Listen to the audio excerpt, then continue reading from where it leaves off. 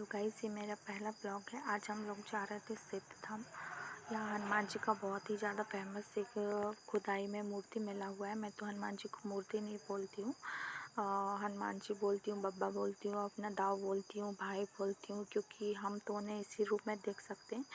तो फाइनली हम लोगों का शाम को प्लान बना कि वहाँ जाना है। वहाँ बहुत ही काफ़ी दूर दूर से लोग आ रहे थे, तो हम लोग वहाँ से निकल गए। निकलने के बाद फिर हम लोगों ने यहाँ पे रास्ते में बहुत सारी दुकान थी, मेला सा टाइप से लगा था। अभी तो कम हो गया क्योंकि हम लोग शाम को 6 बजे गए थे। मॉर्निंग से बहुत ज़्यादा भीड़ पड़ती है यहाँ पे। सुबह 7 बजे से 6 बजे से लोग बैठ जाते हैं क्योंकि लोगों को काफ़ी ज़्यादा आराम मिल रहा है।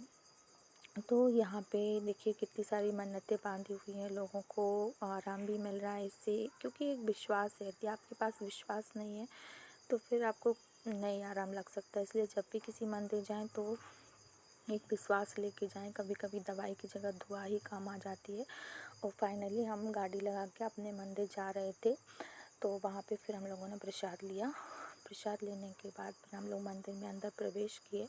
यहाँ पे साइड में एक भैया बैठे रहते हैं दवाई लेके, जो दवाई हमें पीनी होती है। और फिर मंदिर में दर्शन करने के बाद, दवाई पीने के बाद फिर हम वहाँ पे झाड़ा लगवा दिए। झाड़ा लगवाने के बाद फिर वहाँ से परिक्रमा करके आप जो भी श्रद्धा हो आप प्रसाद चढ़ा सकते हैं। वहाँ कोई यहाँ पे ऐसी मांग नहीं है कि नहीं आपको इतना ही चढ़ाना है या इतना ही चढ़ा के जाइए, ऐसा कुछ भी नहीं है। ऐसे ही बहुत ही अच्छा मंदिर है। अभी तो मंदिर नहीं है, इन लोगों ने ऐसे टीम में बनाया हुआ है, लेकिन सभी के सहयोग से एक दिन मंदिर ज़रूर बन जाएगा।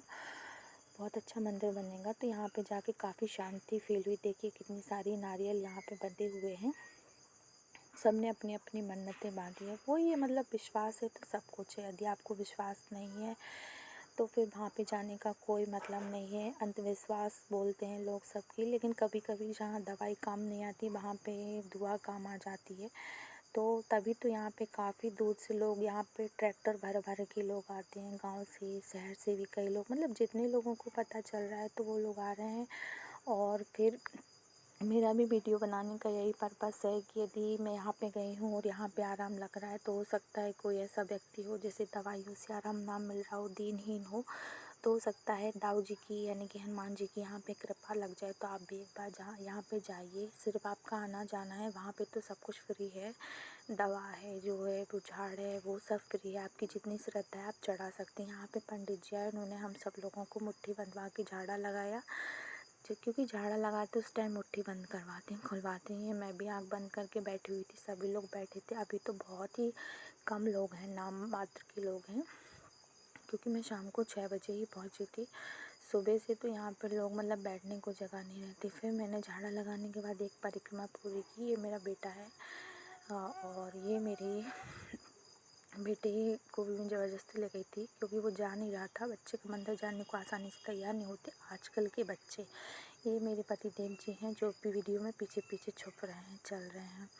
फिर हमने यहाँ पे परिक्रमा लगाने के बाद भगवान जी के दर्शन किए, वहाँ पे अच्छे से दवाई झाड़ा लगवाया। और फिर मैंने यहाँ पे मन्नत बांधा अपना, क्योंकि मैं जो प्रसाद ले गई थी वो मुझे प्रसाद चढ़ाना ठीक नहीं लगा। क्योंकि मुझे लगता है कि मेरे घर में जो भी प्रसाद आता है कोई खाता नहीं है, बहुत ही कम लोग नारियल खाते हैं, तो वो फिक जाता है, तो उससे दोगुना पाप लगता है। तो मैं हमेशा या तो उसे बांध देती हूँ या फिर जो भी फोड़ती हूँ तो वहाँ पे मैं चढ़ा देती हूँ। फिर मैंने यहाँ पे अपनी मन्नत बांधी, प्रणाम किया।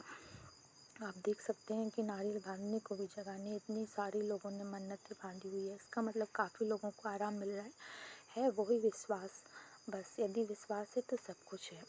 फिर उसके बाद मैंने फिर एक परिक्रमा की और यहाँ पे हनुमान जी के दर्शन किए। आप हनुमान जी के दर्शन करोगे तो आपको इतनी शांति मिलेगी कि मतलब लगता है कुछ बोझ सा अंदर से निकल गया। मुझे तो ऐसा ही लगा। फिर यहाँ पे हम लोग ने थोड़ा सा देखा और फिर वापस आने लगी। यहाँ पे देखिए बाहर तक यहाँ पे लोगों ने मन्नतें बांधी हुई है। यहाँ पे काफ़ी शॉप हैं खाने पीने के लिए। यदि आप अचानक जाते हैं तो खाने पीने की कोई टेंशन ना लीजिएगा, काफ़ी दुकान है। उसके बाद हम निकल लिए, क्योंकि हमारा प्लान दूसरे मंदिर जाने का भी था, आज मंगलवार था। तो फिर हम लोग वहाँ से निकले। ये चाँद देखिए पीछे से है। प्रकृति बहुत ही सुंदर लग रही है, ठंडी ठंडी हवाएं चल रही। फिर मैंने इसको आगे से कैप्चर किया, चंदा मामा को आगे से कैप्चर किया। हम लोग जा रहे थे बड़े हनुमान जी। यहाँ तो सब लोग जानते हैं पथरिया के बासा में जो हनुमान जी का मंदिर है बहुत ही फेमस है, बच्चा बच्चा जानता है। मैं तो यहीं की हूँ तो बचपन से ही जाती रही हूँ। फिर हम लोग फाइनली हनुमान जी के मंदिर पहुँच गए। यहाँ पे प्रसाद लिया और प्रसाद लेने के बाद जैसे ही जाने लगी तो ये डॉगी मुझे देखने लगा, पर मेरे पास उस टाइम कुछ खाने को नहीं था। ये देखिए, ये मेरे साथ खेलने लगा, मस्ती करने लगा। अभी मेरे पास कुछ खाने को नहीं था, नहीं तो मैं इसको दे देती। नारियल था जो फोड़ने के बाद ही दे सकते हैं, बट वो खाते नहीं हैं। फिर ये मेरे पीछे ही पड़ गया, मुझे जाने ही नहीं दे रहा था। देखो कैसे मेरे साथ खेल रहा है। इसके बाद हम लोग मंदिर गए, मंदिर में अंदर प्रवेश किया। अभी तो कम भीड़ थी। ये घंटा है, ये मैं बचपन में कभी नहीं बजा पाई क्योंकि मैं दुबली पतली थी तो उसी से लटक जाती थी। अपने पापा के साथ जाती या दोस्तों के साथ तो कभी नहीं बजा पाई, लेकिन अब बजा लेती हूँ। फिर मंदिर के अंदर गए। मंदिर के अंदर जाते ही वहाँ पे इतनी शांति थी, मतलब मंदिर में तो ऐसा लगता है 1-2 घंटे बैठे रहो, जाए ही ना वापस। फिर हम लोगों ने वहाँ पे प्रणाम किया और फिर एक परिक्रमा वहाँ की भी लगाई। परिक्रमा लगाने के बाद फिर अच्छे से हनुमान जी का दर्शन किया। फिर मैं थोड़ी देर कहीं रुकी, मैंने वहाँ पे पूजन भी किया। नॉर्मल सा जो शाम का पूजन होता है वही मैंने किया। तो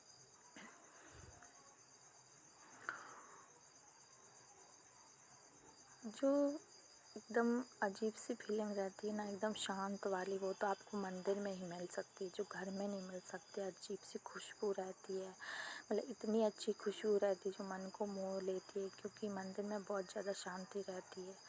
तो कभी कभी जब भी किसी का मन अशांत हो तो मंदिर ज़रूर जाएं, आपको काफ़ी रिलैक्स फील होगा। उसके बाद मैंने यहाँ पे पूजन किया, हनुमान जी के दर्शन किए, हनुमान चालीसा भी पढ़ा।